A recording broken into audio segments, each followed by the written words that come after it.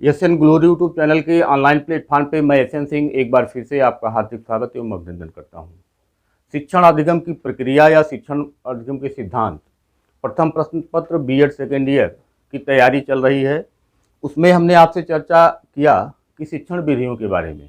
शिक्षण विधियों में अभी तक हमने व्याख्यान विधि, आगमन विधि और निगमन विधि की चर्चा हम कर चुके हैं। आज आइए देखते हैं हम कि विश्लेषण विधि विश्लेषण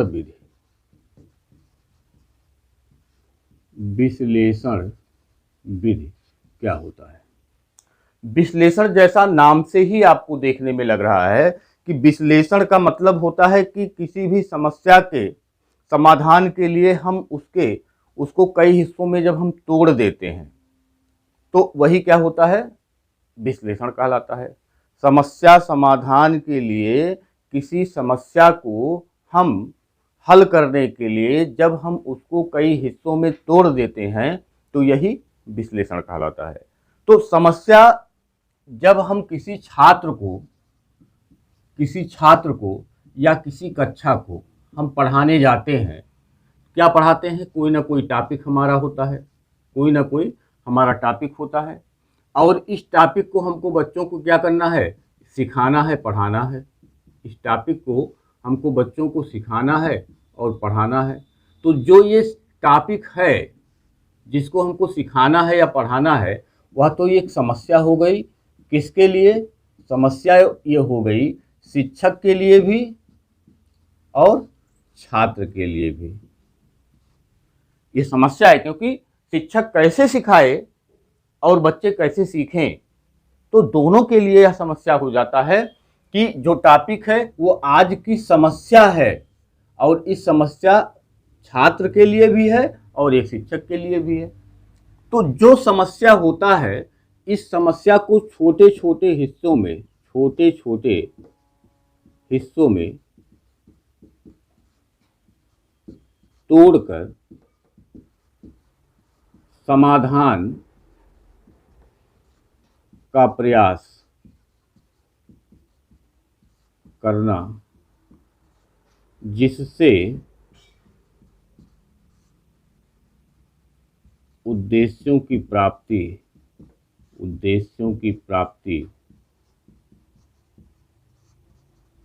हो सके। तो समस्या समाधान जब हमको करना है तो अपनी समस्या को हम छोटे छोटे हिस्सों में जब हम तोड़ देते हैं तो वही क्या होता है, विश्लेषण कहलाता है। विश्लेषण का अर्थ होता है चीज़ों को छोटे छोटे हिस्सों में तोड़ना या समस्याओं को हल करने के लिए उसे सरल हिस्सों में तोड़ना। छोटे छोटे हिस्सों में तोड़ना, या हम कह सकते हैं कि समाधान के लिए सरल हिस्सों में तोड़ना,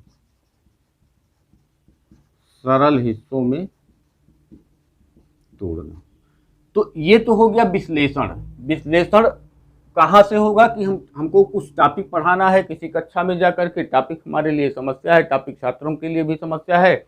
अब उस टॉपिक को पढ़ाने में जो समस्या है, इस समस्या का क्या करेंगे, हम छोटे छोटे हिस्सों में उसको तोड़ करके हम बच्चों के सामने रखेंगे, जिससे क्या होगा, बच्चे उसको समझने में बच्चों को आसानी होगी। तो इसमें हम कह सकते हैं किसी विधान या व्यवस्था का सूक्ष्मता से परीक्षण करने के लिए,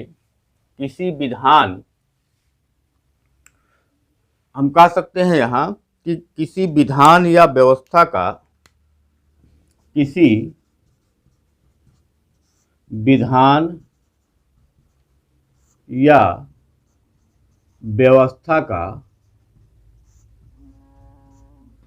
सूक्ष्मता से परीक्षण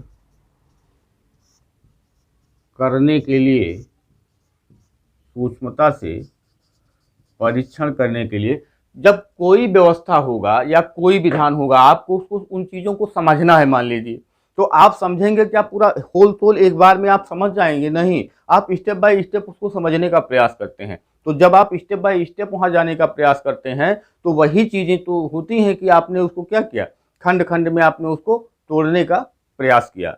तो जब कोई व्यवस्था या किसी विधान को हम समझने का प्रयास करते हैं तो उसके मूल तत्वों को खोजने की क्रिया, तो जो उसके मूल तत्व हैं उसके मूल तत्वों को खोजने की क्रिया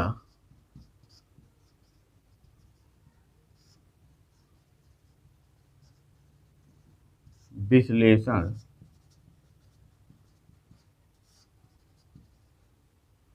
कहलाती है। देखिए, विश्लेषण पे एक टॉपिक होगा, एक कोई समस्या होगा, एक कोई व्यवस्था होगा, एक कोई विधान होगा, उसी पे क्या होता है, विश्लेषण किया जाता है, उसको सूक्ष्मता से अध्ययन किया जाता है। जब सूक्ष्मता से हम अध्ययन करते हैं तो चीज़ों को खंडों खंड खंड खंड में हम उसको तोड़ लेते हैं, और जब खंड खंड में तोड़ लेते हैं तो हमको समझने में आसानी होती है।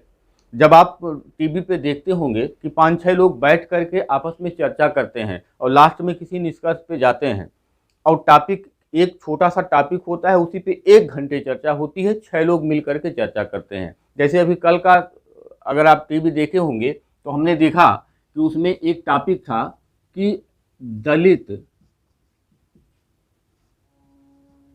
अब की बार किसकी तरफ,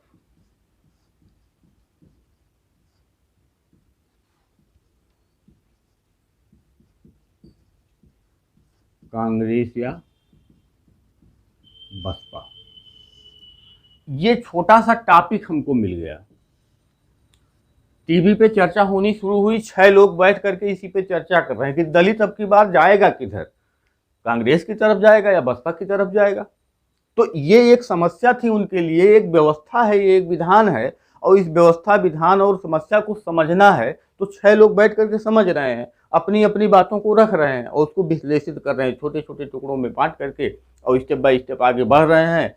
जिसके जो समझ में आ रहा है अपनी बातों को रख रहा है, और लास्ट में क्या होगा, एक निष्कर्ष इस पर निकाला जाएगा कि वास्तव में क्या समझ में आया और जो लोगों ने चर्चा किया उस पर क्या निष्कर्ष निकला, ये चीज़ निकल के आएगा।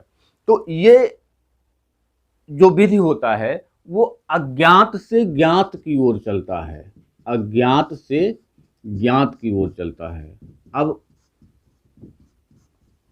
अज्ञात से ज्ञात का मतलब क्या हो गया कि हमारे पास कुछ पता नहीं है कि ये इसकी स्थिति क्या है, कुछ नहीं पता है, लेकिन लास्ट में जब हम निष्कर्ष निकालेंगे तो किसी न किसी स्थिति पे पहुंचेंगे कि इधर हो गया। जो भी विश्लेषण करके निकाला जाएगा तो कोई ना कोई स्थिति बनेगी, उस स्थिति तक पहुंचाया जाएगा। तो निष्कर्ष का मतलब ये ज्ञात हो गया, और पहले क्या था, कुछ नहीं पता था, अज्ञात था। तो ये चीज़ें इसमें होती हैं। गुण के बारे में अगर हम चर्चा करें तो यह एक मनोवैज्ञानिक विधि है, यह एक मनोवैज्ञानिक विधि है। क्यों मनोवैज्ञानिक है? क्योंकि छोटे छोटे टुकड़ों में बांट करके जब हम इसका अध्ययन करते हैं तो बच्चा इसको आसानी से समझता भी है, क्योंकि टुकड़े जो है वो छोटे छोटे हो जाते हैं, और बच्चे में स्वयं समस्या समाधान, स्वयं जो है उस समस्या समाधान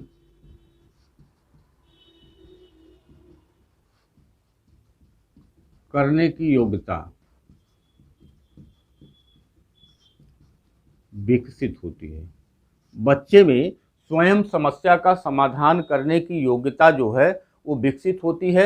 बच्चे में अन्वेषण क्षमता विकास होता है, बच्चे में अन्वेषण क्षमता यानी खोज की क्षमता, अन्वेषण क्षमता का बच्चे में विकास होता है। बच्चे में अन्वेषण खोज करने की क्षमता, पियाजे ने क्या किया, बच्चा एक नन्हा वैज्ञानिक है जो अपनी परिस्थितियों में कुछ ना कुछ हमेशा वह खोजता रहता है। तो यहाँ भी क्या हो गया कि बच्चे में अन्वेषण क्षमता जो है वो विकसित होती है, और जब वह खुद खोज करके उसको सीखेगा तो इससे जो ज्ञान प्राप्त होगा वह क्या होगा, अस्थायी ज्ञान प्राप्त होगा। ये इसकी विशेषता हो गई। अगर हम इसके दोषों की चर्चा करें तो दोष क्या है कि जब हम विश्लेषण करेंगे, जब भी हम विश्लेषण करेंगे तो इसमें जो समय होगा वो समय क्या होगा, समय बहुत ज़्यादा लगेगा। अगर हम दोष की चर्चा करें तो ये समय के हिसाब से, श्रम के हिसाब से, पूंजी के हिसाब से ये इसमें अधिकता होती है। यानी समय भी अधिक लगेगा, श्रम भी अधिक लगेगा, पूंजी भी अधिक लगेगा। क्यों? क्योंकि हम एक एक बिंदु को विश्लेषित करके हम आपके सामने रखने का प्रयास करते हैं, तो समय भी अधिक लगेगा, पूंजी भी अधिक लगेगा, श्रम भी अधिक लगेगा, और इसमें कुशल अध्यापक की ज़रूरत होती है।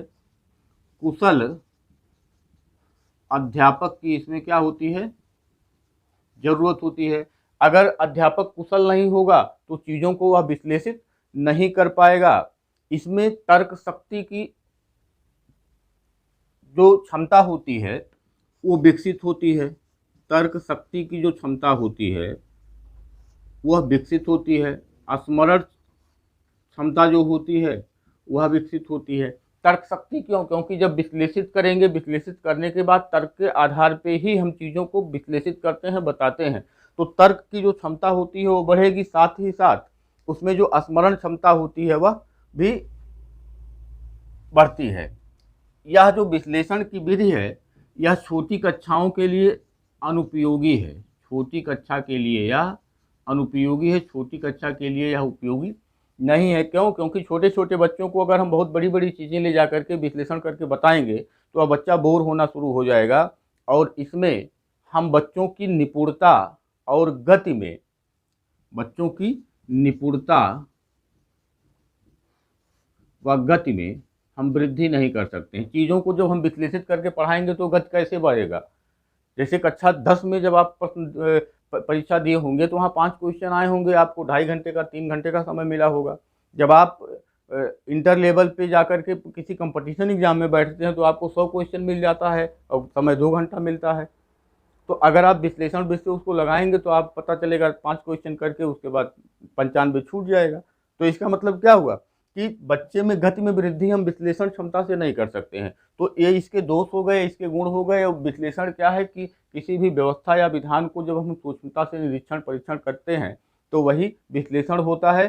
चीज़ों को सरल और सूक्ष्म ढंग से छोटे छोटे हिस्सों में बांट करके और हम अपने समस्या का समाधान करने का जब प्रयास करते हैं तो वो विश्लेषण विधि होता है। तो ये विश्लेषण विधि था।